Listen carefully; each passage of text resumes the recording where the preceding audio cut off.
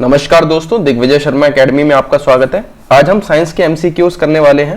ठीक है, आज जो हम चैप्टर कवर करेंगे उसका नाम है सोर्सेज ऑफ एनर्जी। तो स्टार्ट करते हैं। A good fuel is one that possesses high calorific value, low ignition temperature, low calorific value, low ignition temperature, high calorific value, moderate ignition temperature, या फिर low calorific value and moderate ignition temperature.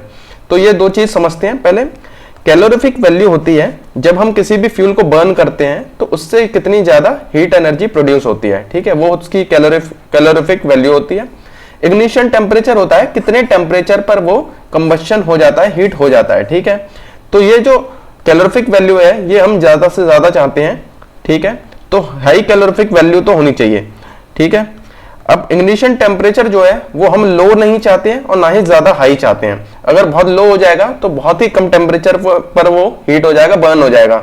इसलिए ये क्या चाहते हैं, हम इसको हम मॉडरेट चाहते हैं। इग्निशन टेम्परेचर हमारा मॉडरेट होना चाहिए और कैलोरीफिक वैल्यू तो हाई होनी चाहिए। इसीलिए सी ऑप्शन करेक्ट होगा इसका, high calorific value and moderate ignition temperature. ये एक गुड क्वालिटी फ्यूल हो जाएगा। ठीक है, आगे देखते हैं।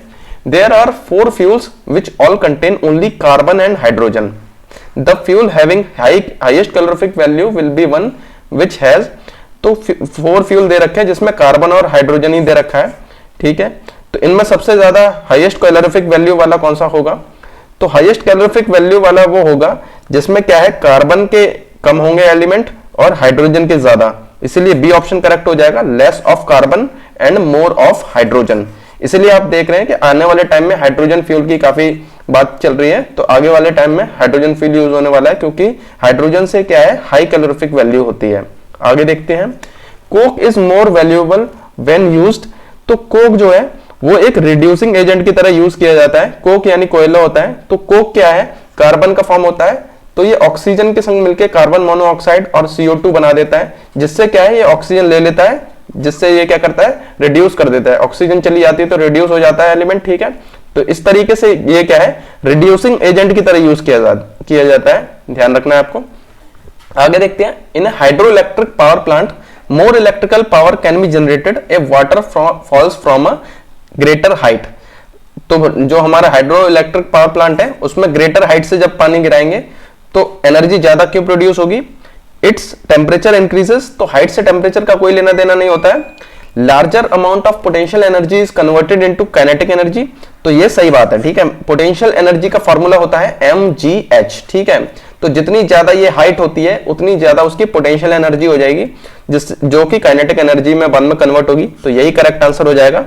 The electricity content water increases with height. तो इलेक्ट्रिसिटी का हाइट से कोई लेना देना नहीं है। और water molecule dissociate into ends, ये भी करेक्ट आंसर नहीं होगा। यहाँ पर हाइट की बात हुई है तो हाइट से पोटेंशियल एनर्जी का लेना देना होता है, इसीलिए बी ऑप्शन करेक्ट हो जाएगा इसका। In order to make efficient solar cooker the cover of cooker box should be made of transparent plastic sheet, shining aluminium sheet, butter paper sheet, transparent glass. तो जो हमारा सोलर कुकर होता है जो भी, तो इसमें क्या है, हम ग्रीन हाउस इफेक्ट का यूज करते हैं। अब ग्रीन हाउस इफेक्ट का मतलब क्या होता है, जैसे कि आप किसी कार में बैठे हैं तो कार के अंदर आपने देखा होगा अगर अंदर एसी नहीं चल रही है और अगर आप दरवाजा बंद करके बैठे हैं तो उसमें क्या होता है, ग्लास के थ्रू क्या है, हीट आ जाती है और वो अंदर ट्रैप हो जाती है हीट, वो हीट बाहर नहीं निकल पाती है। तो इसी तरीके से इसी प्रोसेस को क्या है, हम ग्रीन हाउस इफेक्ट कहते हैं, जिसमें हीट अंदर तो आ गई है लेकिन बाहर नहीं निकल पा रही है। तो आपने देखा होगा बाहर अगर आप हवा में बाहर बैठे हैं एनवायरनमेंट में तो इतनी गर्मी नहीं लगेगी, लेकिन अगर आप कार के अंदर बैठे हैं बंद करके तो बहुत ज्यादा गर्मी लगेगी। क्यों? क्योंकि वहां पर हीट क्या है, बाहर नहीं निकल पा रही है। तो यहाँ पर इसी प्रोसेस को यहाँ पर करने के लिए सोलर कुकर में क्या है, हम ट्रांसपेरेंट ग्लास का यूज करते हैं जिसमें हीट अंदर तो आ जाए और बाहर ना निकल पाए। ठीक है, तो ट्रांसपेरेंट ग्लास यूज होगा यहाँ पर सोलर कुकर में कवर के तौर पर। ठीक है, आगे देखते हैं। Which of the following is not a fossil fuel. तो इनमें से फॉसिल फ्यूल कौन सा नहीं है? तो कोल, पेट्रोलियम और नेचुरल गैस ये तो फॉसिल फ्यूल है, लेकिन न्यूक्लियर फ्यूल जो होता है और यूरेनियम वगैरह ये हमारे फॉसिल फ्यूल नहीं होते हैं। ठीक है, आगे देखते हैं। What kind of mirror is used in a solar cooker. Solar cooker में किस तरह का मिरर यूज किया जाता है? कॉन्वेक्स, कॉनकेव, प्लेन या फिर बोथ एंड भी, यानी कॉन्वेक्स एंड कॉनकेव। तो इसमें कॉनकेव मिरर का यूज किया जाता है। ठीक है, क्योंकि इसमें क्या है, पूरी हीट को एक जगह कॉन्सेंट्रेट किया जाता है ताकि कोई कुकर वाला काम चल सके, कोई भी हमारा फूड बन सके। तो यहाँ पर ये ध्यान रखना है, कॉनकेव मिरर का यूज होता है। The rise of sea water during high tide is caused by gravitational pull of sun, earth, moon या मार्स। तो जो ग्रेविटेशनल पुल होता है हाई टाइड में, वो हमारा ग्रेविटेशनल पुल ऑफ मून की वजह से होता है हाई टाइड। ठीक है, हाई टाइड लो टाइड ये क्या है, मून के ग्रेविटेशनल पुल की वजह से होते हैं। तो ध्यान रखना है, मून के ग्रेविटेशनल पुल की वजह से होते हैं। सन, अर्थ या मार्स की, मार्स तो है नहीं कुछ, ठीक है, सन या अर्थ की वजह से नहीं होते हैं। ठीक है, मून की वजह से होते हैं हाई टाइड लो टाइड, तो ये ध्यान रखना है आपको। What is the energy equivalent of 1 atomic mass unit? तो 1 एटॉमिक मास यूनिट का एनर्जी इक्विवेलेंट होता है 931 मेगा इलेक्ट्रॉन वोल्ट। ठीक है, ये आपको ध्यान रखना है ऐसे ही। ठीक है, आगे देखते हैं। Most of the sources of energy we use are stored solar energy. तो ज्यादातर हमारे एनर्जी सोर्सेज होते हैं वो किसी ना किसी फॉर्म के सोलर एनर्जी का सोर्स होते हैं। Which of the following is not ultimately derived from sun's energy? तो इनमें से क्या चीज है जो सन की एनर्जी से डिराइव नहीं हुआ है? तो जियोथर्मल एनर्जी, विंड एनर्जी और बायोमास भी किसी हद तक क्या है, सन की एनर्जी का फॉर्म है। लेकिन न्यूक्लियर एनर्जी जो होती है वो non renewable source of energy में नहीं आता है। ठीक है, ये रिन्यूएबल सोर्स ऑफ एनर्जी में आता है। ठीक है, तो ये अलग है इनसे। ठीक है, तो सन की एनर्जी से नहीं लिया गया है न्यूक्लियर एनर्जी। ठीक है, ठीक है, नॉन रिन्यूएबल वाला यहाँ पर उससे कोई लेना देना नहीं है। यहाँ पर आपको ये ध्यान रखना है, सन की एनर्जी से कौन सा नहीं लिया गया है, तो वो न्यूक्लियर एनर्जी है। ये बाकी ऑप्शन करेक्ट नहीं होंगे, सी ऑप्शन हमारा करेक्ट होगा। ठीक है, आगे देखते हैं। How many joules are there in 1 electron volt? तो 1 इलेक्ट्रॉन वोल्ट में होते हैं 1.6 इंटू 10⁻⁻19 जूल। तो ये आप वैसे भी ध्यान रख सकते हैं, एक इलेक्ट्रॉन में जितना चार्ज होता है वो भी क्या होता है, 1.6 इंटू 10⁻⁻19 कूलम होता है। तो उससे ये याद रख सकते हैं, 1 इलेक्ट्रॉन वोल्ट में उतना ही जूल होते हैं। ठीक है, आगे देखते हैं। The disposal of waste produced in a nuclear power plant is big problem because. तो न्यूक्लियर पावर प्लांट में जो वेस्ट होता है उसको डिस्पोज करना बहुत ही प्रॉब्लम की बात है। क्यों? क्योंकि वो हाईली रिएक्टिव होता है, हाईली इन्फ्लेमेबल, यानी कि आग लग जाती है उसमें जल्दी। एक्सट्रीमली फाउल स्मेलिंग, उसमें स्मेल बहुत बुरी आती है, या बहुत ज्यादा हैवी होता है।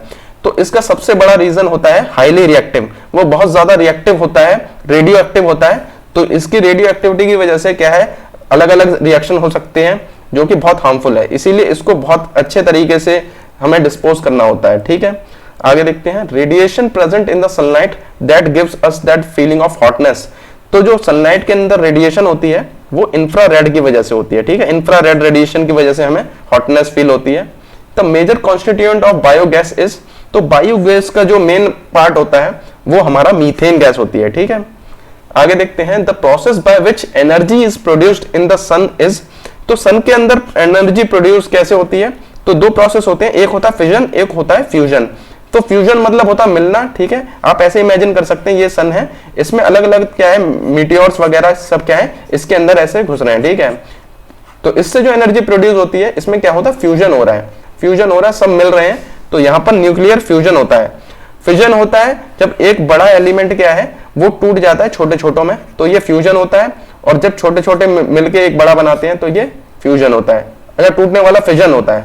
ठीक है, ये ध्यान रखना है, जब बड़ा पार्ट छोटे छोटे में टूट रहा है तो वो फिजन होता है, और एक छोटे छोटे एलिमेंट जब बड़े में मिल रहे हैं तो वो फ्यूजन होता है। नाम से पता चल रहा है। ठीक है, तो सन की जो एनर्जी प्रोड्यूस करने की जो प्रोसेस है वो न्यूक्लियर फ्यूजन होता है, ध्यान रखना है आपको ये। तो हमारे ये क्वेश्चन यही खत्म होते हैं। अगर आपको ये वीडियो पसंद आए तो वीडियो को लाइक जरूर कीजिए। अगर आप एंड तक बने रहे तो आपका बहुत बहुत थैंक यू। अगर आपको ये वीडियोस पसंद आ रही हैं तो आप ये प्लेलिस्ट चेकआउट कीजिए, AEES PRT कंप्लीट सिलेबस। इसमें पूरा सिलेबस कंप्लीट कराने की कोशिश की जा रही है। ठीक है, अगर आप ये PPT डाउनलोड करना चाहते हैं तो Telegram channel Digvijay Sharma academy को आप ज्वाइन कर सकते हैं। ठीक है, अगर आप ऐसे ही वीडियोस और देखना चाहते हैं तो मेरे चैनल दिग्विजय शर्मा अकेडमी को सब्सक्राइब कीजिए। मिलते हैं अगले वीडियो में।